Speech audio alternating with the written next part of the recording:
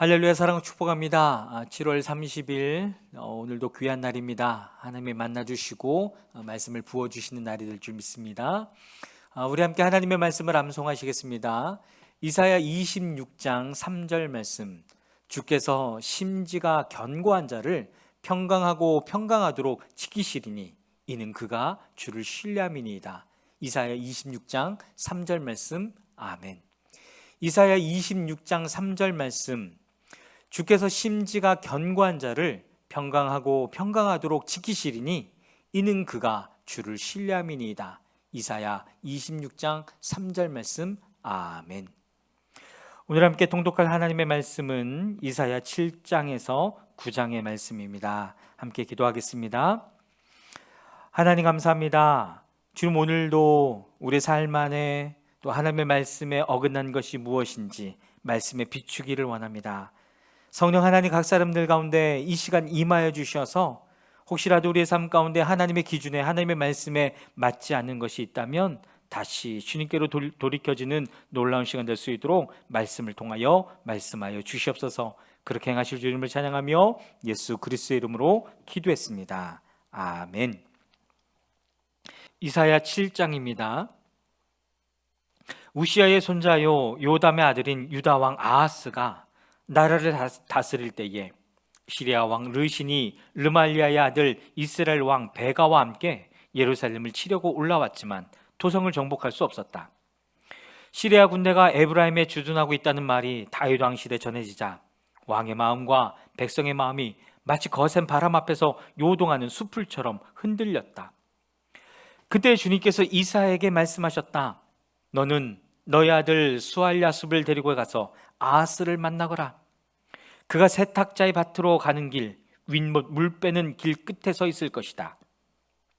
그를 만나서 그에게 정신을 바짝 차리고 침착하게 행동하라고 일러라.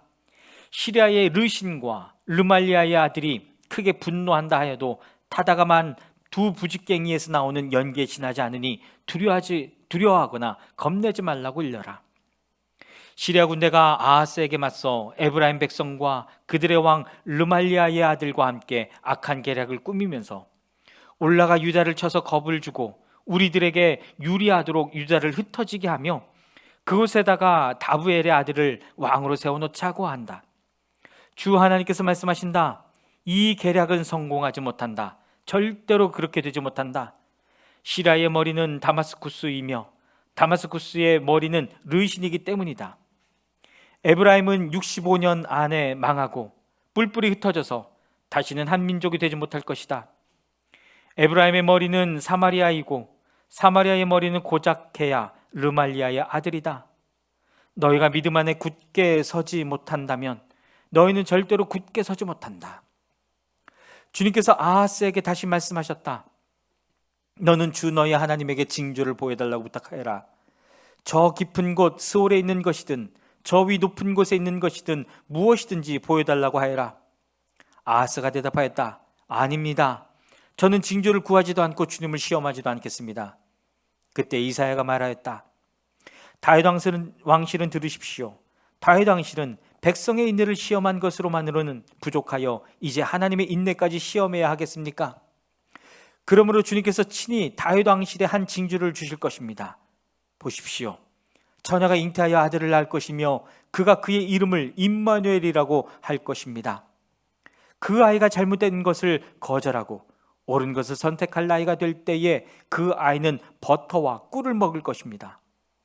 그러나 그 아이가 잘못된 것을 거절하고 옳은 것을 선택할 나이가 되기 전에 임금님께서 미워하시는 저 두 왕의 땅이 황무지가 될 것입니다.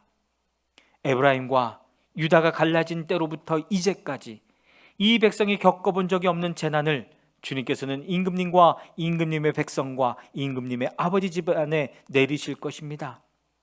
주님께서 아시리아의 왕을 끌어들이실 것입니다. 그날에 주님께서 휘파람을 불어 이집트의 나일강 끝에 있는 파리떼를 부르시며 아시리아 땅에 있는 벌떼를 부르실 것입니다. 그러면 그것들이 모두 몰려와서 거친 골짜기와 바위 틈 모든 가시덤불과 모든 풀밭에 내려앉을 것입니다. 그날에 주님께서 유프라테스 강 건너 저편에서 빌려온 면도칼 곧 아시리아 왕을 시켜서 당신들의 머리털과 발털을 미실 것이요 또한 수염도 밀어버리실 것입니다.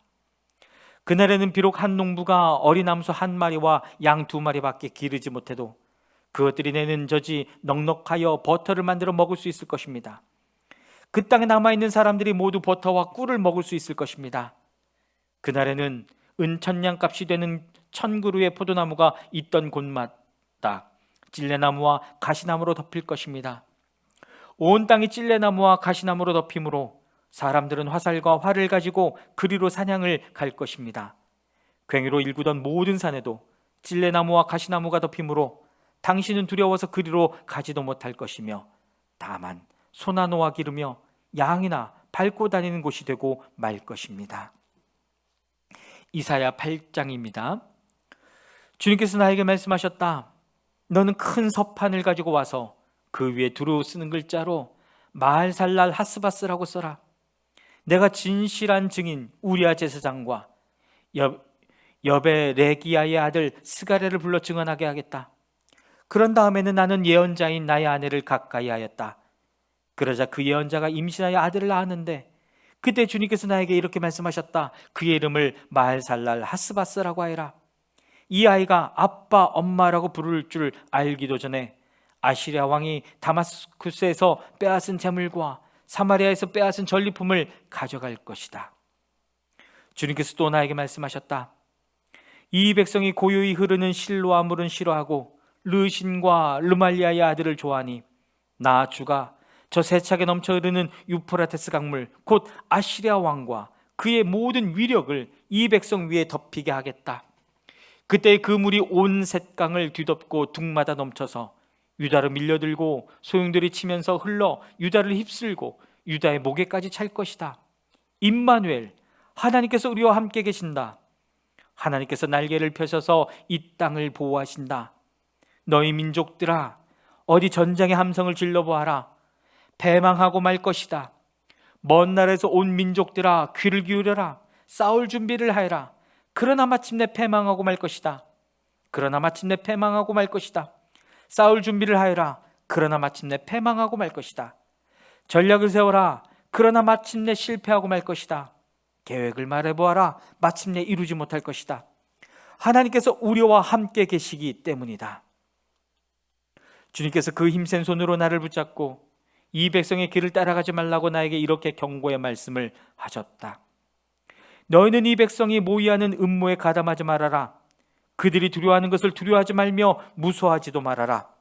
너희는 만군의 주 그분만을 거룩하다고 하여라. 그분만이 너희가 두려워할 뿐이시고 그분만이 너희가 무서워할 뿐이시다.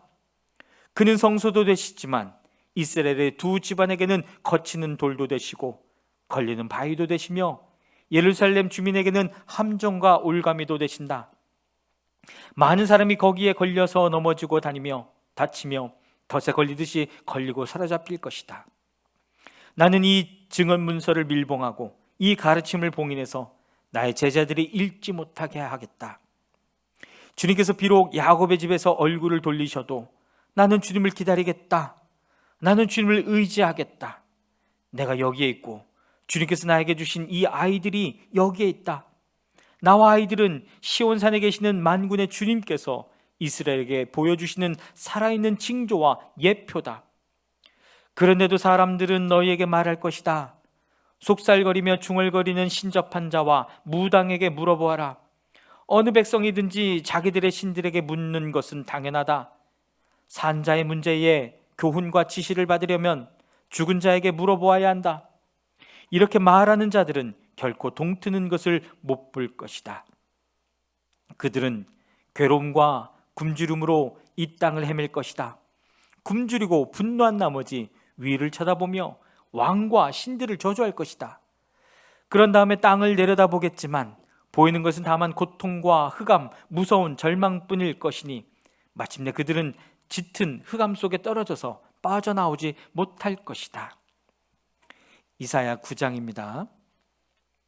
어둠 속에서 고통받던 백성에게서 어둠이 거칠 날이 온다. 옛적에는 주님께서 스불론 땅과 납달리 땅으로 멸시를 받게 버려두셨으나 그 뒤로는 주님께서 서쪽 지중해로부터 요단강 동쪽 지역에 이르기까지, 그리고 이방 사람이 살고 있는 갈릴리 지역까지 이 모든 지역을 영화롭게 하실 것이다. 어둠 속에서 헤매던 백성이 큰 빛을 보았고, 죽음의 그림자가 드리운 땅에 사는 사람들에게 빛이 비쳤다. 하나님, 주님께서 그들에게 큰 기쁨을 주셨고 그들을 행복하게 하셨습니다. 사람들이 곡식을 거둘 때 기뻐하듯이 그들이 주님 앞에서 기뻐하며, 군인들이 전리품을 나눌 때 즐거워하듯이 그들이 주님 앞에서 즐거워합니다. 주님께서 미디안을 치시던 날처럼 그들을 내리누르던 멍에를 부수시고 그들의 어깨를 짓누르던 통나무와 압제자의 몽둥이를 꺾으셨기 때문입니다. 침략자의 군화와 피 묻은 군복이 모두 땔감이 되어서 불에 타 없어질 것이기 때문입니다. 한 아기가 우리를 위해 태어났다. 우리가 한 아들을 모셨다. 그는 우리의 통치자가 될 것이다. 그의 이름은 놀라우신 조언자, 전능하신 하나님, 영존하시는 아버지, 평화의 왕이라고 불릴 것이다. 그의 왕권은 점점 더 커지고 나라의 평화도 끝없이 이어질 것이다. 그가 다윗의 보좌와 왕국 위에 앉아서 이제부터 영원히 공평과 정의로 그 나라를 굳게 세울 것이다. 만군의 주님의 열심이 이것을 반드시 이루실 것이다. 주님께서 야곱에게 심판을 선언하셨다. 그것이 이스라엘 백성에게 이를 것이다. 모든 백성 곧 에브라임과 사마리아 주민은 하나님께서 그들을 심판하실 것을 마침내는 알게 될 터인데도 교만하고 오만한 마음으로 서슴지 않고 말하기를, 벽돌집이 무너지면 다듬은 돌로 다시 쌓고 뽕나무가 찍히면 백향목을 대신 심겠다 한다. 이 때문에 주님께서 그들을 치시려고 르신의 적을 일으키셨고 그들의 원수를 부추기셨다. 동쪽에서는 시리아 사람들이, 서쪽에서는 블레셋 사람들이 그 입을 크게 벌려서 이스라엘을 삼켰다. 그래도 주님께서는 진노를 풀지 않으시고 심판을 계속하려고 여전히 손을 들고 계신다. 그런데도 이 백성은 그들을 치신 분에게로 돌아오지 않았고 만군의 주님을 찾지도 않았다.